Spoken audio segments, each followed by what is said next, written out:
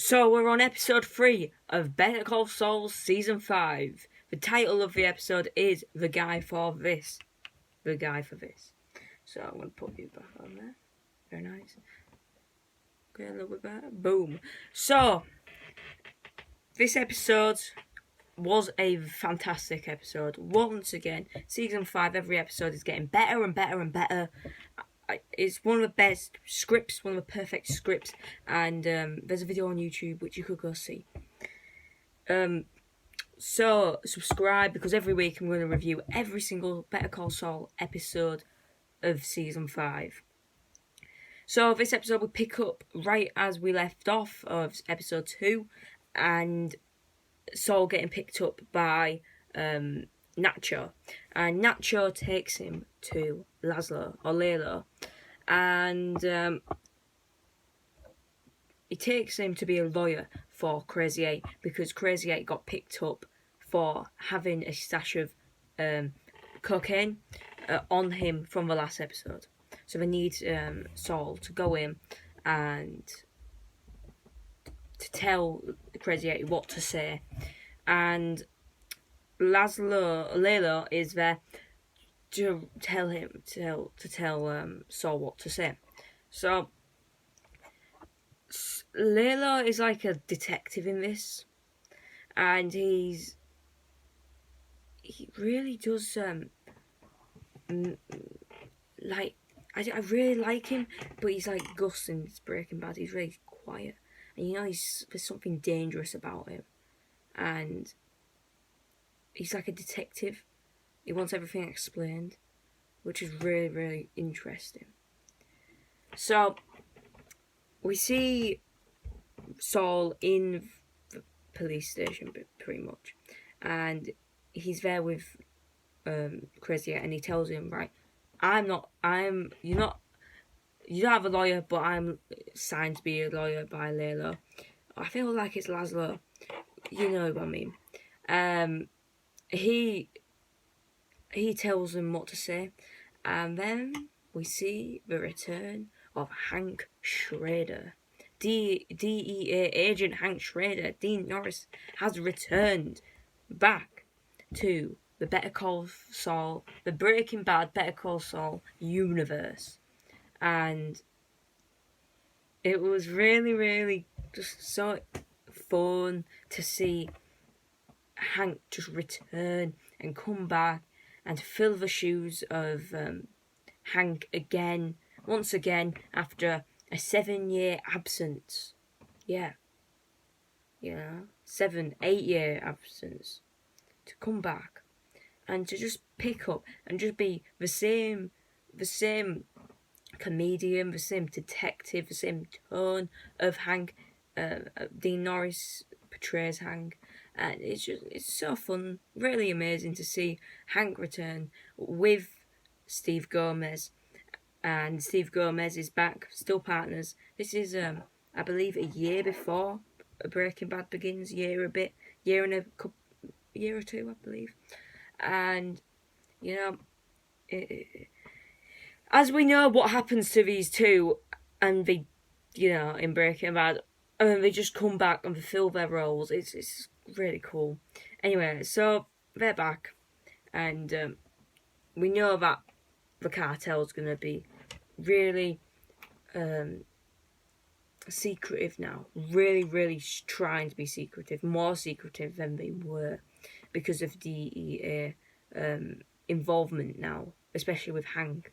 And I know Hank's going to be a major role in this, and I feel like it's going to be Lalo, Hank, Nacho, and Mike all wrapped up in this, and I feel like Lalo's going to die and Nacho's going to hightail it out there.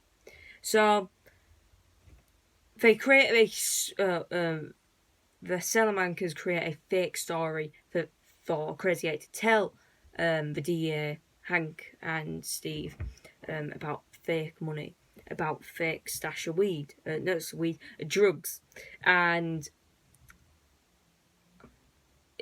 Saul really bargains with these, like say, well, I don't want him to come out and be like a rat and be said to be a rat when he isn't.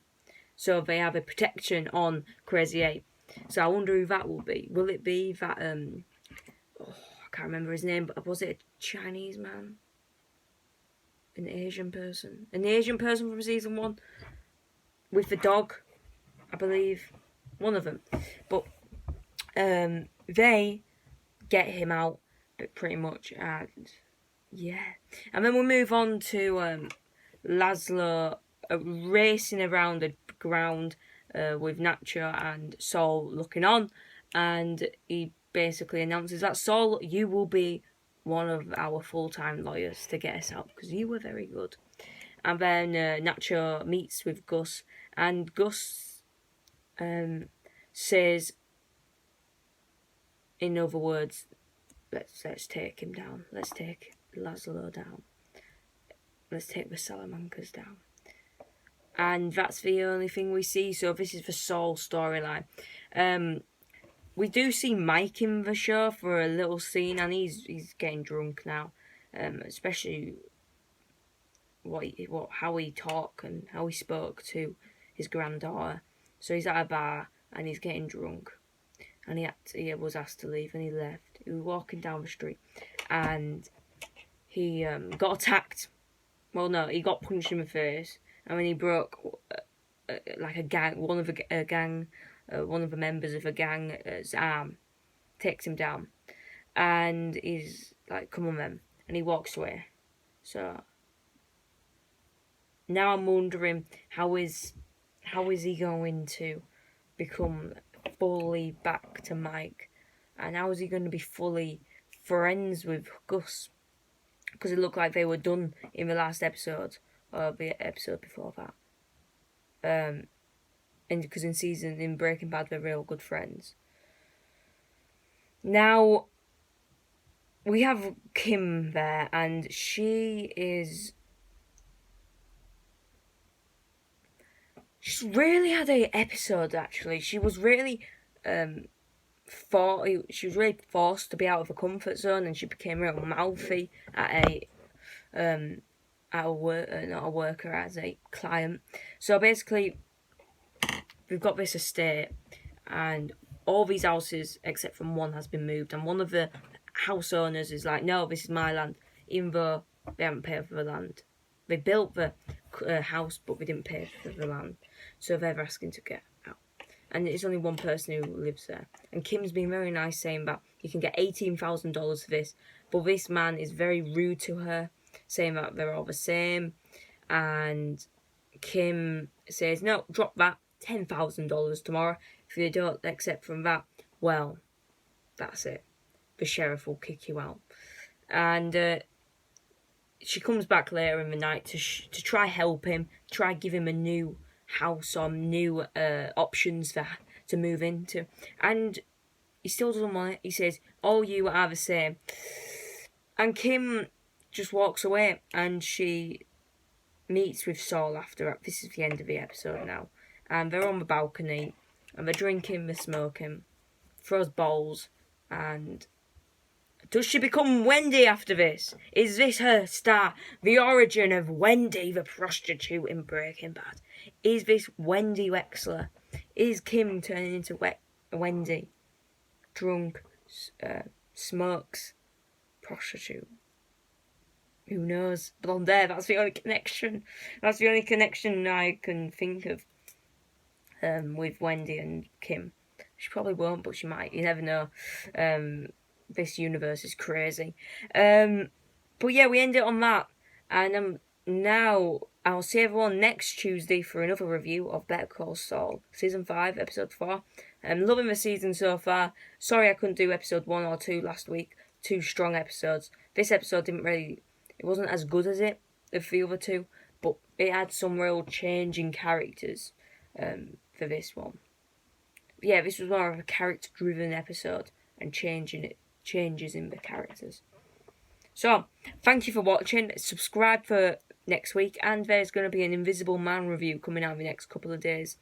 And yeah, I'll see everyone next time. See everyone next time. Goodbye.